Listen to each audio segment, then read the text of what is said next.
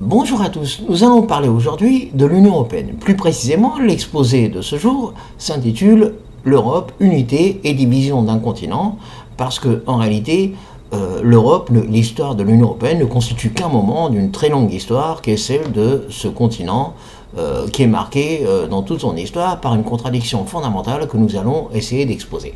Alors disons que si nous remontons depuis les origines de l'Europe, c'est-à-dire depuis la dislocation et la chute de l'Empire romain d'Occident, l'Europe a toujours présenté le développement, l'histoire de l'Europe a toujours présenté donc cette contradiction fondamentale entre des éléments très forts d'unité, la religion, les liens commerciaux, l'unité chrétienne de l'Europe, ce qui est une réalité, et en même temps des rivalités constantes, des conflits qui se sont traduits par des guerres incessantes qui ont marqué l'histoire de ce continent.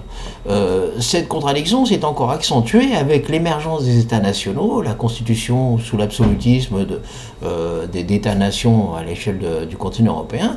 Et donc, au moment où se constituent les États nationaux, cette contradiction prend une nouvelle forme. C'est-à-dire qu'à la fois, nous avons une unité très forte qui se réalise de ce continent, en particulier dans les mouvements de la Renaissance, où nous avons les intellectuels à l'échelle de l'Europe qui essayent de rassembler leurs pensées, qui communiquent entre eux. Donc il y a réellement l'émergence d'une civilisation, d'une culture européenne réelle et profonde. Et en même temps, c'est le moment où les conflits et les rivalités entre les États européens prennent vraiment une forme extrêmement violente à travers des guerres qui vont ravager le continent et qui cette fois ne vont plus mobiliser simplement les armées privées des rois féodaux, mais directement des armées nationales et donc aboutir à des conflits de plus en plus violents et de plus en plus meurtriers. Donc vous voyez, ce premier point, pourquoi je le souligne? Parce qu'on va le retrouver dans toute l'histoire du continent européen. En particulier, si nous regardons les rapports entre les trois grands États européens, c'est-à-dire l'Angleterre, l'Allemagne et la France, nous apercevons que les liens extrêmement ambigus qui existent entre ces trois États. Par exemple, à la veille de la Première Guerre mondiale, l'Allemagne et l'Angleterre sont l'un pour l'autre les deux principaux partenaires commerciaux, ce qui ne va absolument pas empêcher ces deux pays de se jeter dans un conflit meurtrier. Voilà. Secondement, l'histoire de la France, par exemple, de l'Allemagne, l'histoire de la France, la grandeur de la France, enfin ce que vous voudrez appeler la grandeur de la France en Europe, a toujours tenu au maintien de la division de l'Allemagne. Ça a été une constante de la politique française, de la politique d'abord des rois, puis de ceux qui ont suivi après la Révolution française. Donc, une des conditions de la domination française, de ce qui se voulait être la domination française sur le continent, a été le maintien constant de la division de l'Allemagne. Et il s'est trouvé que la France, à un moment donné de son histoire, s'est trouvée à la fois dépassée par le développement de l'Angleterre, qui est devenue la première puissance commerciale européenne, et ensuite, sur le continent lui-même, la France s'est retrouvée dépassée par l'Allemagne, et donc s'est retrouvée reléguée. Donc vous voyez, c'est une histoire dans laquelle les conflits, les rivalités, les conflits de puissance donc entre les différents États ont toujours joué un rôle extrêmement important. Donc plus précisément, nous allons en arriver maintenant à l'histoire donc de l'Europe, de la construction européenne proprement dit. Alors cette histoire en réalité, elle commence en 1945.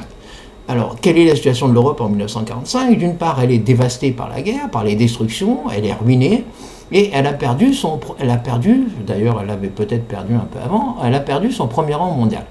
Alors, quelle est la situation de l'Europe?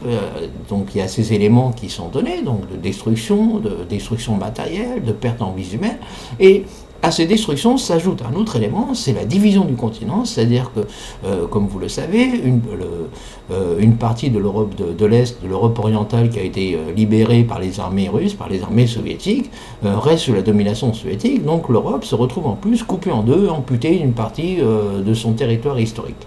Donc vous voyez, c'est une position extrêmement affaiblie. Et dans cette situation-là, interviennent les États-Unis. Alors les États-Unis ont des besoins immédiats de reconstruction de l'Europe. Parce que les États-Unis sont une économie capitaliste et que, comme économie capitaliste, ils ont besoin de reconstituer un marché mondial. C'est la raison pour laquelle ils vont reconstruire le Japon et puis ils vont reconstruire l'économie européenne. Mais le problème, évidemment, ils ont besoin de marché pour leurs marchandises, ils ont besoin de clients, ils ont besoin en quelque sorte de reconstituer une économie fonctionnelle à l'échelle mondiale dans laquelle puisse se développer leur puissance. Parce que évidemment, une économie capitaliste ne peut fonctionner que sur la base de la reconstitution d'un marché mondial. Mais en même temps, une contradiction apparaît, c'est qu'ils ne peuvent reconstruire l'Europe que sur la base d'États souverains. Et donc, en reconstruisant l'Europe, en aidant avec le plan Marshall en particulier en 1947 à la reconstruction de l'Europe, ils vont reconstituer à nouveau une nouvelle contradiction, à savoir d'une part, en aidant la reconstruction de l'Europe, ils vont reconstruire la vieille rivalité entre l'Europe et les États-Unis, puisque la résurrection en quelque sorte économique de l'Europe va poser l'Europe à un moment donné comme à nouveau dans un rapport de rivalité historique et ancien avec les États-Unis, et d'autre part, cette reconstruction va reconstituer à l'intérieur de l'Europe, en même temps qui est présentée et ce qui est réel comme une construction commune, mais en même temps va recréer les divisions entre les différents États européens. Divisions qui se maintiennent aujourd'hui entre l'Europe du Nord, l'Europe du Sud, entre l'Allemagne et la France, etc. C'est-à-dire que la construction européenne, même au moment où elle est impulsée par les États-Unis, ne met pas fin aux rivalités nationales, mais ces rivalités nationales s'expriment dans un nouveau cadre, et ce nouveau cadre n'arrive pas totalement à étouffer ces rivalités, et elles vont s'exprimer de manière nouvelle. Alors, donc, nous avons ensuite, donc, comme vous le savez, enfin, donc des grandes étapes de la construction européenne, et ces grandes étapes sont essentiellement des étapes d'élargissement. À partir de la construction de ce qu'on appelait le marché commun, à partir des six États fondateurs, nous avons une construction européenne qui se fait par élargissement successif, géographique de ce marché commun. Alors ce marché commun, c'est une sorte de tentative de constituer à l'échelle de l'Europe un marché unifié des capitaux permettant de regrouper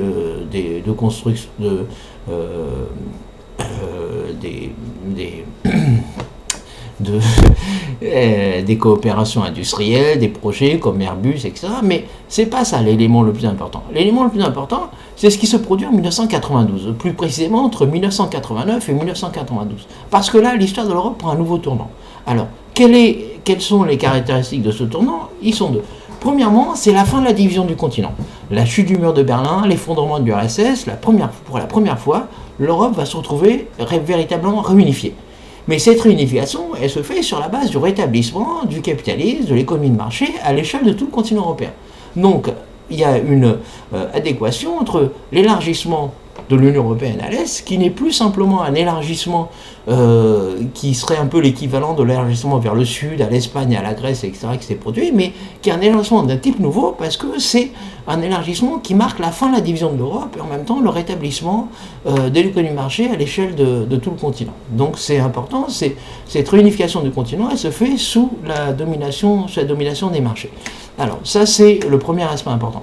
Le deuxième aspect important, c'est que pour la première fois dans l'histoire de l'Europe, avec le traité de Maastricht qui est élaboré et adopté en 1992, l'histoire de l'Europe prend un nouveau tournant. C'est-à-dire que ce traité de Maastricht instaure, comme règle pour l'ensemble des pays adhérents à ce traité, plusieurs règles fondamentales et qui vont totalement modifier l'histoire de la construction de ce continent.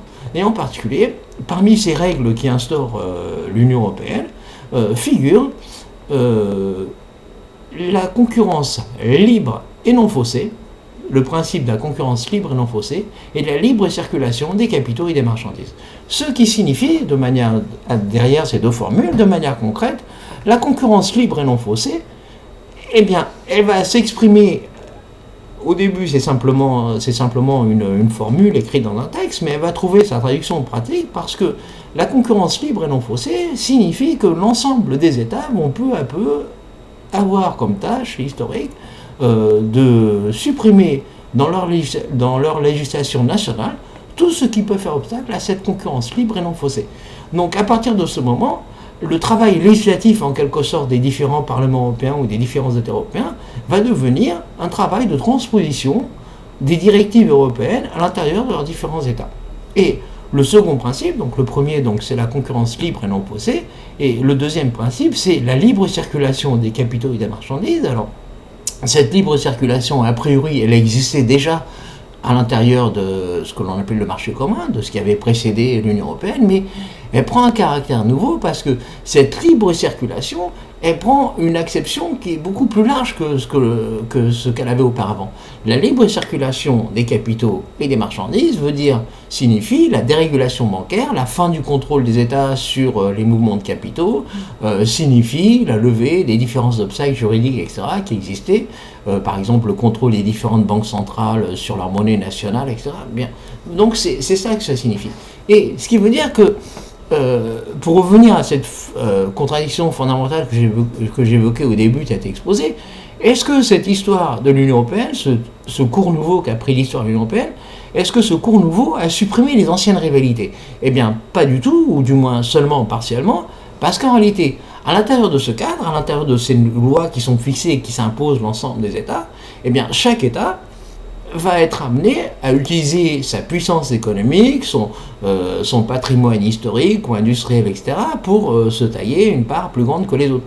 Et donc, on voit que à l'intérieur de l'Union européenne, de cette construction commune, les facteurs de division du continent vont ressurgir sur les bases historiques qui ont toujours existé, c'est-à-dire que la rivalité entre la France et l'Allemagne, la rivalité ou l'opposition, le différentiel développement entre les États du Nord et les États du Sud, etc. C'est-à-dire que maintenant, à l'intérieur de l'Union européenne, ces conflits sont plus ou moins comprimés, ils sont plus ou moins étouffés, ou ils se manifestent sous une forme qui n'est pas directement compréhensible, mais en réalité, l'Union européenne n'a pas réglé ce conflit historique qui existe à l'échelle de l'Europe, et qui est un conflit entre le caractère unifié du capital européen, du capitalisme européen, du marché européen, et en même temps le fait que ce caractère unifié, il s'exprime à travers l'existence d'États nationaux, et ces États nationaux défendant chacun jalousement et farouchement leur part de marché. Et donc c'est un petit peu ça l'histoire de l'Europe, une histoire à la fois, donc pour conclure cet exposé, donc c'est une histoire qui présente une contradiction qui s'est maintenue donc au cours des siècles, que certains ont essayé de résoudre par la guerre. En particulier, on peut penser que même si il s'agit d'établir strictement aucun rapport historique entre les deux, mais en tout cas, simplement pour donner une explication, disons que le projet de Napoléon était un projet d'unification de l'Europe, en quelque sorte. De même que le projet de Hitler, évidemment, était un projet d'unité de l'Europe. Évidemment, le projet hitlérien était un projet d'unification de l'Europe sur la base de la barbarie. Donc, les deux guerres mondiales ont été une tentative pour chacun des États de réaliser à leur façon l'unité de l'Europe en écrasant les rivaux potentiels et en réalisant l'unité du continent sur la base de la domination du vainqueur. Donc, vous voyez, ces tentatives de régler ce vieux conflit qui existe en Europe, ces contradictions fondamentales de l'histoire de l'Europe, la tentative de résoudre ces conflits et cette contradiction, elle s'est souvent manifestée par la guerre ou par la violence, d'accord? Et donc l'idée, c'est que maintenant on essaie, enfin en tout cas le discours qui prévaut parmi les défenseurs de l'Union européenne, c'est que l'Union européenne permettrait de résoudre ces contradictions et ces conflits de manière pacifique. Enfin, c'est une des principales justifications que l'on donne à la construction européenne, c'est qu'elle amènerait la paix au continent et qu'elle permettrait aux rivalités économiques entre les différents États de s'exprimer dans un cadre pacifié. Alors, pour l'instant, ça reste vrai, mais nous verrons ce que l'avenir nous dira. Et il est bien certain qu'en cas de crise économique majeure ou dans une situation historique nouvelle, il est très possible, je ne dis pas qu'il est probable, mais en tout cas il est possible que ces rivalités et ces conflits ressurgissent de manière aussi violente que la manière dont ils ont surgi dans le passé. Voilà, nous en restons là pour aujourd'hui. Voilà, merci, au revoir.